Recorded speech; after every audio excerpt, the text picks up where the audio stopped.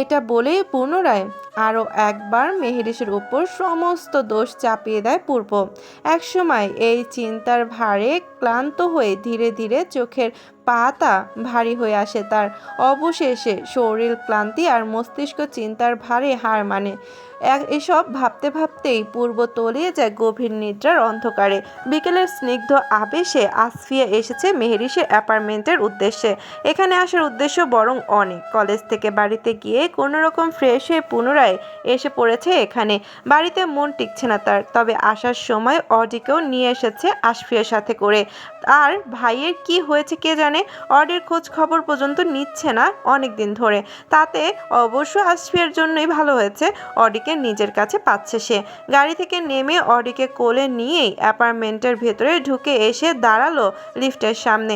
মনের আয়েসে লিফটের ভেতর ঢুকে 7th ফ্লোরে চাপতেই তৎক্ষণাৎ কেউ এসে হাত রেখে আটকালো সেটা। লোকটি ভেতরে ঢুকতেই আসফিয়ার মুখ হাঁ হয়ে গেল। লোকটি আর কেউ নয় বরং তন্ময়। বাইরে থেকেই এসেছে বোধ হয়। আসফিয়ার আকস্মিক ভূত দেখার মতো হ্যাঁ করে চেয়ে থাকলো তন্ময়ের পানে। ভয়ে বেচারির ভিতরটা তোলপাড় হয়ে যাচ্ছে। সেদিন না হয় কাকতালীয়ভাবে দেখেছিল, তাই বলে আজও যে এভাবে তন্ময়কে এখানে দেখতে পাবে ঘুণাক্ষরেও ভাবতে পারেনি আসফিয়া। এদিকে আসফিয়াকে নিজের বাড়ির লিফটের ভিতর দেখে তন্ময় কিঞ্চিত অবাক হলো। তন্ময় তাকে দেখে খানিকটা বিস্মিত হলো, তবু স্বাভাবিক থাকার ভান করে মৃদু স্বরে হেসে বলল, আরে আসফিয়া, তুমি এখানে? আসফিয়া পড়ল মহা বিফেসাদে। কি বলবে এখন সে, তাই তৎক্ষণাৎ আমতামতা করে বলতে লাগলো, আরে তন্ময় ভাই আপনি? ইয়ে আমি মানে আমি তো আমার ফ্রেন্ডের বাসায় এসেছি। বলেই মেয়েকে হাসলো আসফিয়া। তন্ময় ভুরু কুচকালো, তবে শুধু স্বাভাবিকভাবেই জিজ্ঞেস করলো, তাই নাকি? তা কোন ফ্লোরে থাকে তোমার ফ্রেন্ড? আসফিয়া কোনো রকম তড়িঘড়ি করে উত্তর দিল, আমার ফ্রেন্ড তো 9th ফ্লোরে থাকে ভাইয়া। তন্ময়ের ঠোঁটের কোণে এক চিলতে হাসি ফুটল। সেই হাসির রেশ টেনে আওড়ালো। 9 তলায়? কিন্তু তুমি তো 7 তলায় প্রেস করছো। আসফিয়ার বুকের ভেতরটা এবার ধুকপুক করতে লাগলো। দ্রুত নিজেকে সামলে নিয়ে পড়ল, ও মানে আসলে ভুল হয়ে গেছে, 9 চাপিয়ে দিতে গিয়ে 7 চাপা হয়ে গেছে। আমি তো প্রায়ই আসি এখানে, ভুল হয়ে যায় মাঝে মাঝে। তন্ময়ের কিছুটা সন্দেহ হলো আসফিয়ার কার্যকলাপে। কপাল চুলকিয়ে জিজ্ঞাসা করলো, তুমি কি শিওর 9 ফ্লোর? জি ভাইয়া, পুরো শিওর। কিন্তু 9 ফ্লোরে তো আমরা থাকি, আর পাশের ফ্লোরে থাকে মারিনা আন্টি। ও হ্যাঁ, মারিনা আন্টি, উনি তো আমার ফ্রেন্ডের মা। খুব ভালো উনি, বুঝেছেন ভাইয়া। আর আপনাকে তো এতদিন দেখলাম না এখানে, বাসায় থাকেন না নিশ্চয়ই? Are you sure Asfia Marina আন্টির তোমার ফ্রেন্ড এর মা? জি জি ভাইয়া, কি বলেন? আমার ফ্রেন্ডের মাকে আমি চিনবো না? কিন্তু মারিনা আন্টি তো আনম্যারিড, ওনার তো বিয়ে হয়নি। মেয়ে আসলো কোথা থেকে? আসফিয়া এবার ফাঁসলো খুব বাজে ভাবে। ওই যে বলে না, একটা মিথ্যার জন্য হাজারটা মিথ্যা বলতে হয়, তার ক্ষেত্রেও সেম হয়েছে। তবে দিন শেষে তো মিথ্যা ধরা পড়বেই। এখন কি করবে সে? এমন ভাবে ফেঁসে যাবে কে জানতো। আসফিয়াকে এভাবে চুপ করে যেতে দেখে তন্ময় পুনরায় বলল, মনে হয় তুমি ভুল অ্যাপার্টমেন্টে এসে পড়েছিলে আসফিয়া। সমস্যা নাই, তুমি আমার সাথে এসো, তিয়ান এর সাথে দেখা করে যাও। একদম ঠিক বলেছেন ভাইয়া, আমি মনে হয় ভুল অ্যাপার্টমেন্টে ঢুকে পড়েছি। আজকে আমার তাড়া আছে ভাইয়া, অন্য একদিন আসবো কেমন? বলেই পুনরায় নিচের দিকে বেল প্রেস করে নিচে নেমে গেল আসফিয়া। বুকে হাত দিয়ে জোরে জোরে শ্বাস নিচ্ছে মেয়েটা। জলদি লিফট থেকে নেমে এসে দাঁড়ালো পার্কিং এরিয়ায়। এদিকে ওদিকে চোখ বুলিয়ে অডিকে কোলে করে দাঁড়িয়ে থাকলো সেখানে। মিনিট 5 পর না হয় আবার উপরে উঠবে সে। সে পর্যন্ত নিশ্চয়ই ওই নাক উঁচু লোক রুমে চলে যাবে। সময় বহমান। গতকাল আসফিয়া আর ভেতরে আসেনি, সেখান থেকে ফিরে গিয়েছে।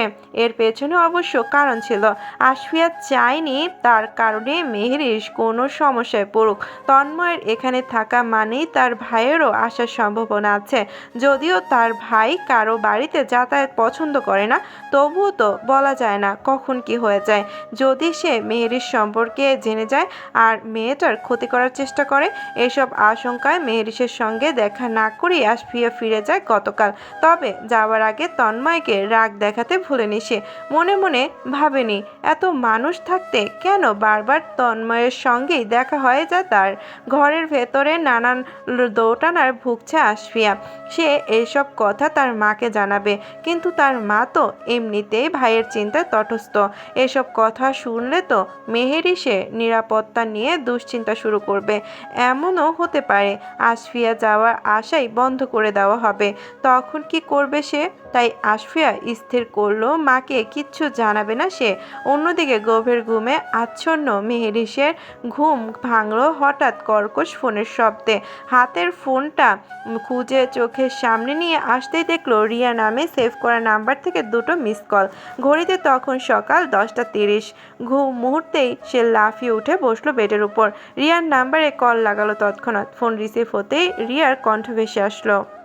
তোমাকে অনেকবার কল দিয়েছি, তোমার জন্য একটা জবের ব্যবস্থা করেছি, তাড়াতাড়ি চলে এসো, সেখানে পাঠিয়ে দিচ্ছি মেসেজে।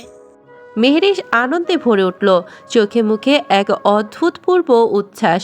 রিয়া সত্যি কাজের আর খুব ভালো একটা মেয়ে। মেহেরিস মানুষ চিনতে ভুল করে না কখনোই।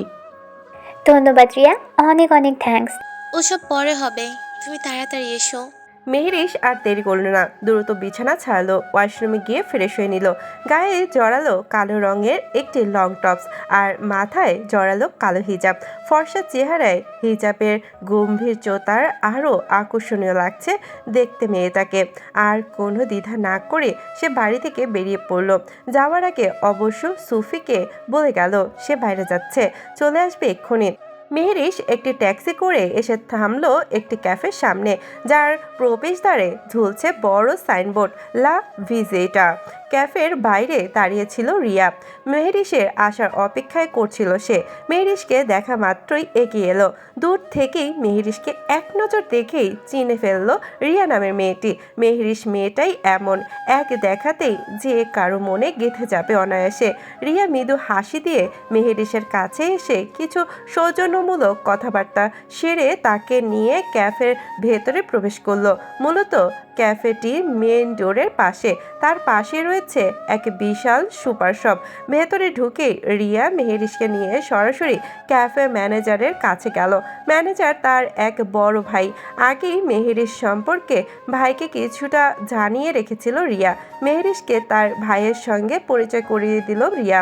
কথার প্রসঙ্গে সে জানালো মেহেরিসের চাকরির বিষয়টি প্রায় চূড়ান্ত, যদিও একটি ছোট্ট সমস্যা ছিল মেহেরিসের পোশাক নিয়ে, তবে রিয়া তার ভাইকে বুঝিয়ে রাজি করিয়েছে। হিজাব পরায় কোনো বাধা নেই এবং মেহেরিসের কাজ হবে কেবল ক্যাফের ভেতরে, তাকে বাইরে গিয়ে কাজ করতে হবে না। তার মূল দায়িত্ব হচ্ছে কফি বানানো, আর সেই কাজটিতেই দারুণ দক্ষতা। ওয়েটারটি কফি সার্ভ করবে, সে শুধু বানাবে। মেহেরিসের মনে কিছুটা অস্বস্তি কাজ করলেও পরক্ষণে মানিয়ে নিল সে। পরিস্থিতি আজ কোথায় এনে দাঁড় করেছে তাকে। আজ তার বাবা বেঁচে থাকলে হয়তো এমন পরিস্থিতির সম্মুখীন হতে হতো না তাকে। তবে সে মনে মনে দৃঢ় সংকল্প করল, জীবনে কোনো কাজই ছোট নয়। নিজের ভাগ্যের সাথে আপোষ করে মানিয়ে নেওয়ার ওপার ক্ষমতা আছে তার। চাকরিতে যোগ দেওয়ার সিদ্ধান্ত হলো আজই। তবে মেহেরিস পুরো সময় কাজ করবে না, সপ্তাহে 3 দিন এখানে কাজ করবে। আজকের দিনটা ছিল কেবল প্রস্তুতির জন্য, কাল থেকে শুরু হবে নতুন যাত্রা। সাব্বির এসেছে সুপার শপে, টুকটাক অনেক কিছুই লাগবে বাড়ির জন্য। যেহেতু বাড়ির সমস্ত কিছু সে সামলায়, তাই কেনাকাটাটা সেই করে। সকালে উঠে ব্রেকফাস্ট রেডি করে এখানে আসা তার। মোটামুটি অনেক কিছুই নিয়েছে। ট্রলি থেকে সব কিছু হিসাব কষে মনে মনে নিজের না হওয়া বউয়ের সঙ্গে বিড়বিড় করলো। নিঃসন্দেহে আমার বউ পৃথিবীর সব থেকে ভাগ্যবতী নারী হবে।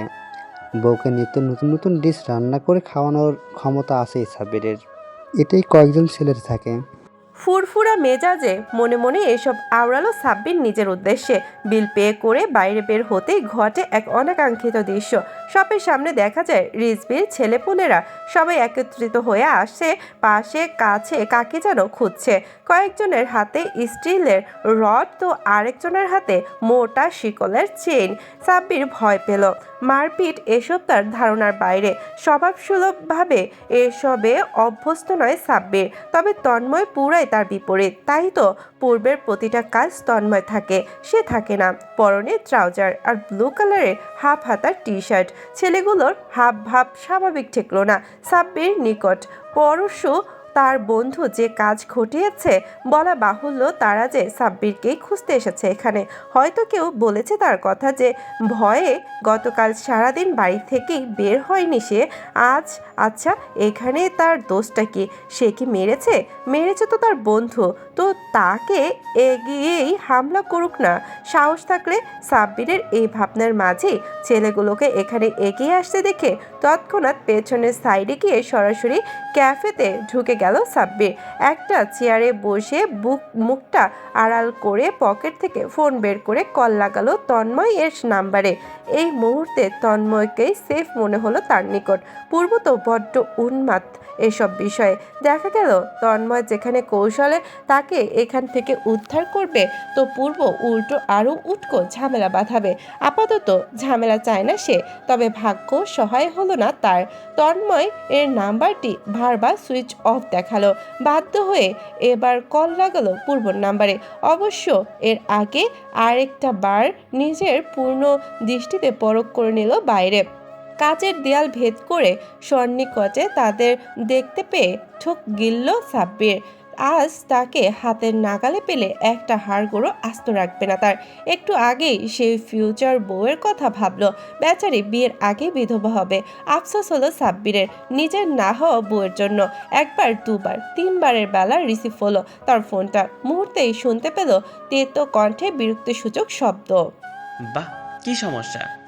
আমালের মতো একটার পর একটা কল দিয়ে মাথা খাচ্ছিস কেন? ভাই, বাচ্চা আমাকে ফেসে গেছে, আমি বের হতেও পারছি না। পূর্বর ঘুম ছুটল। পুরোপুরি নিজেকে ধাতস্থ করে রাশভারী স্বরে আওড়ালো। মানে কই তুই? আমি বাইরে আইলা ভেস্টা ক্যাফেতে আটকা পড়ে আছি। বাইরে রিজবি ছেলেপুলে ঘুরঘুর করছে, ধরতে পারলে একটা হারও আস্ত রাখবে না ভাই। পূর্বর মুখে বিরক্তি আরও গ্রাস করলো। বিস্মিত স্বরে পড়ল। হোয়াট? সিরিয়াসলি সাব্বির, তুই কিনা আমার ফ্রেন্ড হয়ে এইসব বিহেভিয়ার করছিস? Are you innocent? ভাই, আমার তোদের মতো হাতির কলিজা না, ছোটোখাটো চুরির পাখির কলিজা আমার। আকাম করিস তোরা, আর সবসময় ফেসে যাই আমি। ওকে, ডোন্ট মুভ, জাস্ট স্টেজ দেয়ার। বলে ক্রিং ক্রিং শব্দে কেটে গেল তার ফোনটা। পূর্বর শরীরে জ্বর। এত বেলা অবধি ঘুমায় না পূর্ব। কালকে বৃষ্টিতে ভেজার দরুন রাতে জ্বর এসেছে তার। তবে আপাতত সেসবে তোয়াক্কা করল না সে। শরীরে কালো জ্যাকেট জড়িয়ে চেয়ারে থাকা রিভলভারটি পেছনে গুজে বাইক নিয়ে বেরিয়ে পড়ল নির্দিষ্ট গন্তব্যে। দুপুরের ঠিক আগে শুনশান এক রাস্তা, চারপাশে যেন এক ধরনের নিস্তব্ধতা নেমে এসেছে। রোদ থাকলেও বাতাসে হালকা শীতের আমেজ। গতকালকের বৃষ্টির শীতল ছোঁয়া এখনো আবহাওয়াতে বিদ্যমান। পূর্বের বাইক ছুটছে আপন গতিতে। শরীর জ্বরে কাঁপছে, কিন্তু তার ধীর মনোবলের নিকট সমস্ত কিছুই যেন তুচ্ছ। জরাক্লান্ত শরীরে বাইকের ফুল স্পিড আর ঠান্ডা বাতাস যেন আরও তীব্র আঘাত হানছে। তবে এসবের প্রতি যেন কোনো ভ্রুক্ষেপ নেই তার।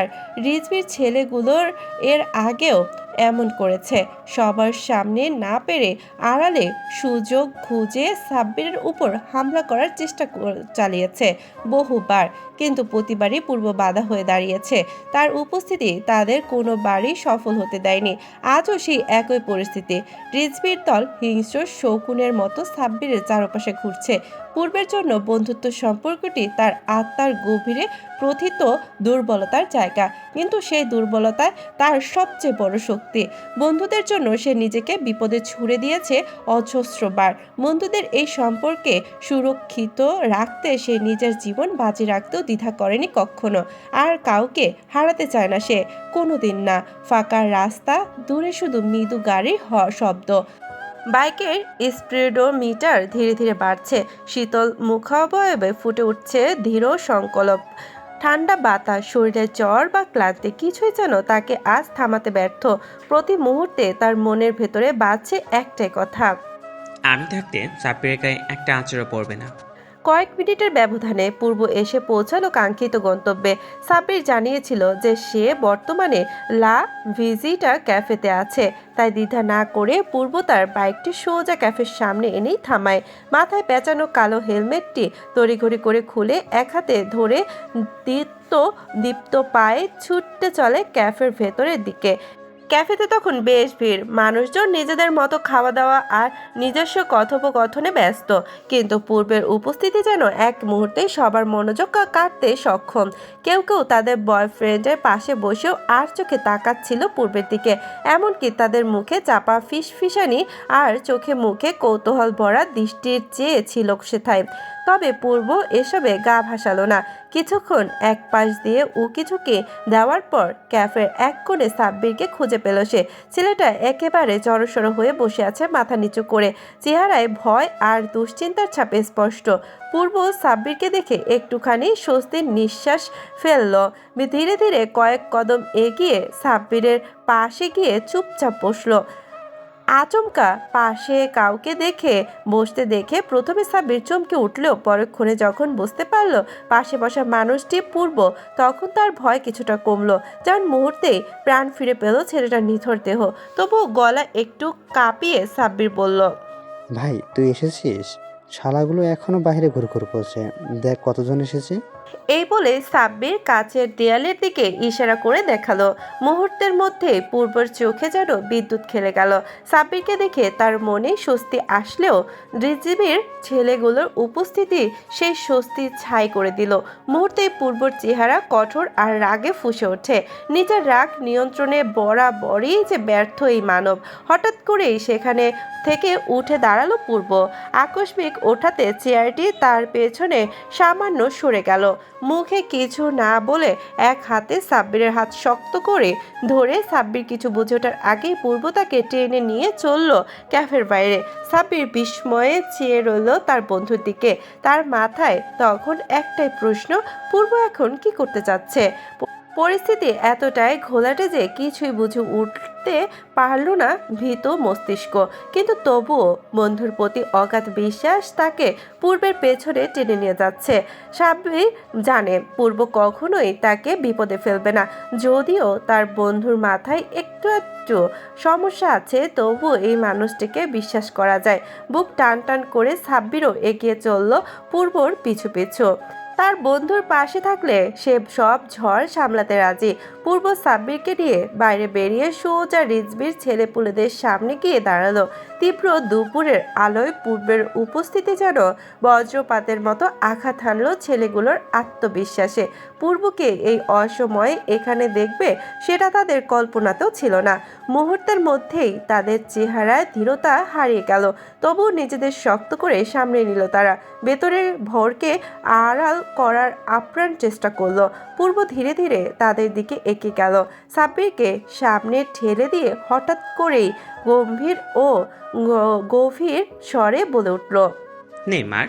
পূর্বর কণ্ঠস্বর এতটাই দৃঢ় তার তীব্র ছিল যে ছেলেগুলোর মধ্যে মুহূর্তে অশান্তির ঝড় বয়ে গেল। এদিকে সাব্বির হতবাক হতবিহ্বল।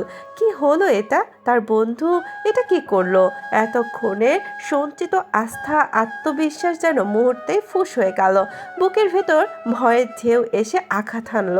ভয়াত্মক দৃষ্টিতে চেয়ে রইল পূর্বের দিকে, কিন্তু পূর্ব যেন এসবের কিছু দেখছে না। পুনরায় চিৎকার করে বলল, কাম অন হিট মি। এত আয়োজন করে এসেছিস, মারছিস না কেন? ভয় পাচ্ছিস? পূর্বর এমন অস্বাভাবিক চিৎকারে ছেলেগুলোর মধ্যে ভীতির সঞ্চার হলো। যে ছেলে তাদের ভাই রিজবিকেও ছাড় দেয় না, সেখানে তাদের কি করবে ভাবতেই আত্মা শুকিয়ে এলো যেন তাদের। অন্যদিকে সাব্বিরের চোখে মুখে স্পষ্ট আতঙ্ক।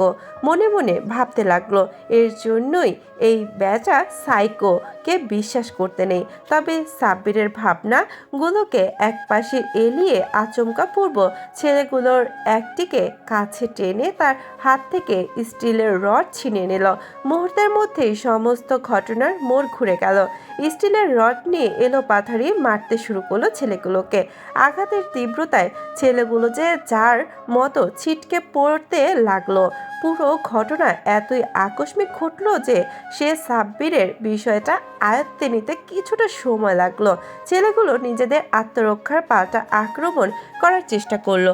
এতে পূর্ব কিছুটা আঘাত পেলেও পূর্বের উন্মাদতার সামনে তারা নিতান্তই দুর্বল, অসহায়। পূর্ব যেন আজ বড্ড উন্মাদ, এক অপ্রতিরোধ্য ঝড়। কেউ কেউ আঘাতের তীব্রতা থেকে বাঁচতে পালালো সেখান থেকে। বাকি দুজন তীব্র ব্যথা সহ করতে না পেরে নিচে পড়ে কাতরাতে লাগলো। চারপাশে লোকজন জড়ো হতে শুরু করলো। ক্যাফে আর রাস্তার পাশে মানুষজন ভয় আর কৌতূহল নিয়ে দূর থেকে দেখছে এই দৃশ্য। কেউ কেউ ভয়ে সরে যাচ্ছে দূরে, বা কেউ আবার দাঁড়িয়ে রয়েছে হতবাক হয়ে। তবুও পূর্বর থামার নাম নেই। চোখে মুখে এক ভয়ঙ্কর প্রতিশোধের আগুন জ্বলছে দাউ দাউ করে। এমন সময় কোথা থেকে যেন তন্ময় এসে হাজির হলো সেখানে। পেছন থেকে পূর্বকে শক্ত করে আঁকড়ে ধরলো সে। স্যার শান্ত হ, কি করছিস তুই? তন্ময়ের উপস্থিতিতে সাব্বির কিছুটা সাহস পেল। সেও এগিয়ে আসলো, তন্ময়ের সাথে মিলে পূর্বকে ঠেকানোর চেষ্টা করলো।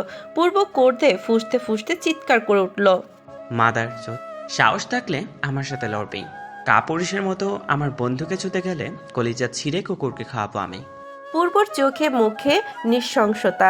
এদিকে ক্যাফের ভেতরে কাচের দেয়ালের ওপারে থেকে এই দৃশ্য সম্পূর্ণটাই দেখল মেহেরিস।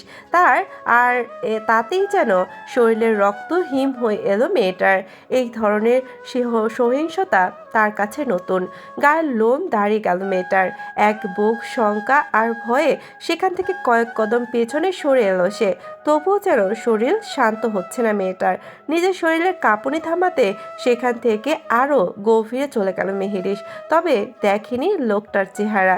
যেহেতু পূর্ব সামনের দিকে সামনে ঘুরে মারছিল, তাই চেহারা দেখতে পায়নি মেহেরিস। ভয়ে শুষ্ক ঝোঁক গিলে মনে মনে আওড়ালো, এরা কি সত্যিই মানুষ? এতটুকু কি দয়া মায়া নেই এদের মধ্যে? সাব্বির এবং তন্ময় অনেক কষ্টে টেনে ক্যাফের ভেতরে এনে বসালো পূর্বকে। রাগের আগুনে ফুঁসতে থাকা ছেলেটি তখনও একটুও শান্ত হয়নি।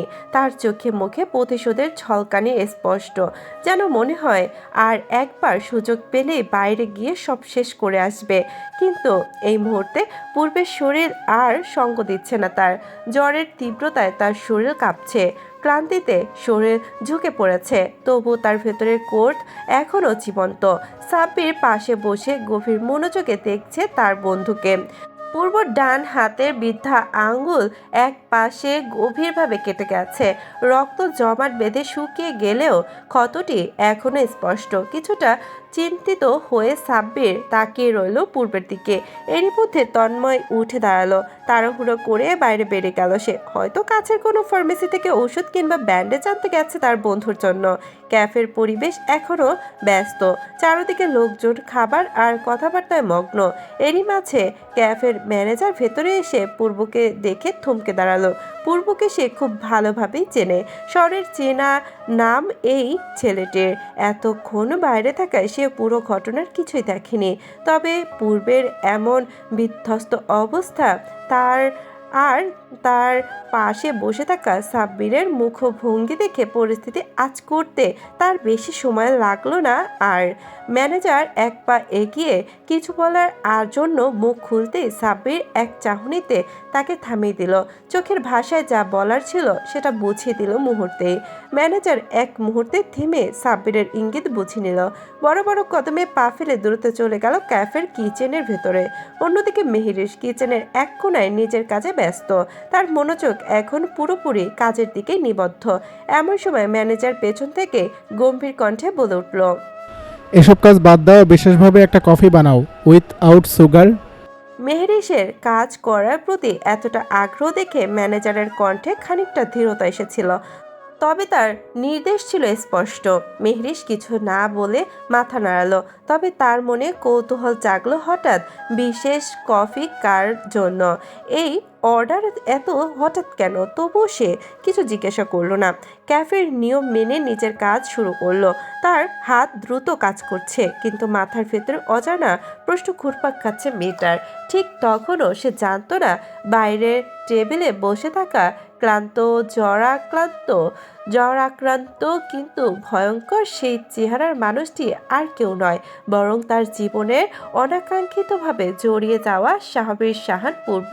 মেহরিশ নিপুণ হাতে কফি বানিয়ে শেষ করলো, তবে সুগার দেয়নি। সুগার ছাড়া কফি, তার নিজের চোখে এটা একেবারে নির্জীব প্রাণী ছাড়া আর কিছু নয়। মনে মনে নাক ছিটকালো মেহরিশ। এখন যত বিশেষভাবে কফি বানাক না কেন, সুগার ছাড়া কফির কি কোনো স্বাদ থাকে আদৌ? তাকে তো 1 কোটি টাকা দিলেও এই কফি খাবে না মেহরিশ। ওয়াক!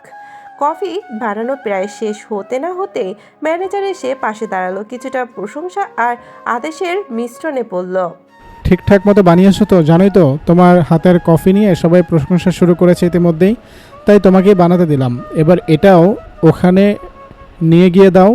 মেহরিশ চমকালো। সে কেন যাবে? এতক্ষণ তো কাউকে কফি পরিবেশন করতে হয়নি, হঠাৎ কেন যেতে বলেছে তাকে? মেহরিশের দ্বিধায় ভরা চেহারা দেখে ম্যানেজার পুনরায় বলল, কি হলো, যাচ্ছ না কেন? জলদি যাও। আর ভালো করে জিজ্ঞেস করবে আর কিছু লাগবে কিনা। অতঃপর মেহরিশ লজ্জা ও দ্বিধার মিশ্রণে কাপা গলায় বলল, না মানে ভাইয়া, আমি যাব, মানে আমি তো। উনি সাধারণ কেউ নন, খুব বিশেষ একজন। হয়তো তার কিছু প্রয়োজন হতে পারে। ফার্স্ট এইড বক্স পাঠিয়েছে ওখানে। আর কিছু দরকার আছে কি না তা নিজ দায়িত্বে দেখে নিবে, ঠিক আছে? কিছুটা হতবুদ্ধি অবস্থায় মেহরিশ তার হিজাবটা ঠিক করলো। মনে মনে অস্বস্তি বোধ করলেও কাজের খাতিরে তাকে যেতে হবে, এটাই তার দায়িত্ব। এমনি এমনি তো আর তাকে স্যালারি দেবে না, তাই না? মেহরিশ কফি ট্রেটি হাতে নিয়ে বের হলো সেখান থেকে। এক সাইডের দিকে চোখ পড়তেই দেখলো দুজন বসে আছে। সাব্বির এদিকে মুখ করে বসে থাকায় সাব্বিরের চেহারা দেখতে পেল না ওপাশে ঘুরে থাকা পূর্বকে। সাব্বিরকে সে চেনে না। ট্রেটি নিয়ে পা টিপে টিপে এগিয়ে গেল সেখানটায়। যাওয়ার আগে একজন ওয়েটার ফার্স্ট এড বক্সটি ইতিমধ্যেই সেখানে রেখে গেছে। যতই কাছাকাছি গেল ততই যেন একটা অজানা শীতল স্রোত বয়ে যেতে লাগলো মেহরিশের ভেতর। ট্রেটি হাতে নিয়েই নরম স্বরে বলল, জি, আপনার কফি স্যার। পূর্ব ঝুঁকেছিল টেবিলের উপর। দুর্বল শরীর তাকে আর সায় দিচ্ছিল না, কিন্তু হঠাৎ পরিচিত মেয়েলি কণ্ঠস্বর শোনা মাত্রই তার মাথা সজাগ হয়ে উঠল। ধীরে ধীরে মুখ তুলে তাকালো কণ্ঠস্বরের উপস্থিতিতে। এক পলকে তাকিয়ে যেন থমকে গেল সে। মেহরিশ সাথে সাথেই চেহারার রং পাল্টে গেল, তার চোয়াল শক্ত হয়ে উঠল। এতক্ষণে তার চতুর মস্তিষ্ক বুঝে নিল যা বোঝার। নিজের এই তীক্ষ্ণ চোখে একদম আগাগোড়া পর্যবেক্ষণ করলো মেয়েটিকে। অতঃপর মেহরিশের পরনে এমন পোশাক দেখে মুহূর্তে পূর্বের চেহারার উত্তাল রাগ পুনরায় মাথা চেরা দিয়ে উঠল। এদিকে পূর্বকে এখানে দেখে মেহরিশও থতমত খেয়ে গেল। পূর্বর পোশাক আশাক দেখে মেহরিশ বুঝে ফেলল এতক্ষণে যে এই লোকটি তখনকার সেই মারপিট করা ছেলেটি। দুহাতে ট্রেটি ধরে রাখা হাত কাঁপছে মেয়েটার। শুষ্ক ঢোক গিলে দাঁড়িয়ে রইল একইভাবে। এর মাঝে পূর্ব তার সামনে রাখা কফির মগটা তুলে এক দৃষ্টিতে মেহরিশের দিকে তাকিয়ে সেটা ফ্লোরে ছুঁড়ে মারল। তবে ফ্লোরে পড়ার আগে সেটা মেহরিশের হাতে লেগে অর্ধেকটা কফি তার ডান পাশে হাতের উপর পড়ে পরবর্তীতে সেটা গিয়ে পড়েছে ফ্লোরে। মুহূর্তে বিকট শব্দে মগটা চুরমার হয়ে গেল। গায়ে সাথে গরম কফি হাতের ওপর পড়ায় ব্যথায় আর্তনাদ করে উঠল মেহরিশ। পুরো ক্যাফে স্তব্ধ হয়ে তাকিয়ে রইল তৎক্ষণাৎ ঘটা এই দৃশ্যের দিকে। সাথে সাথে মেহরিশ তার এক হাত দিয়ে তার কফি পোড়া হাতটা চেপে ধরল।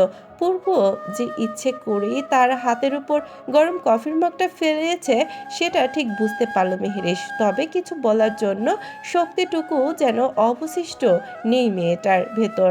চোখ দিয়ে গড়িয়ে পড়ছে অশ্রুবিন্দু। ঠোঁট দিয়ে নিজের কান্না আটকে রাখতে চাওয়ার আপ্রাণ চেষ্টা চালাচ্ছে মেয়েটা। এদিকে পূর্ব একবার মেহেরিশকে পুনরায় স্ক্যান করে দ্রুত বড় বড় কদমে সেখান থেকে চলে গেল।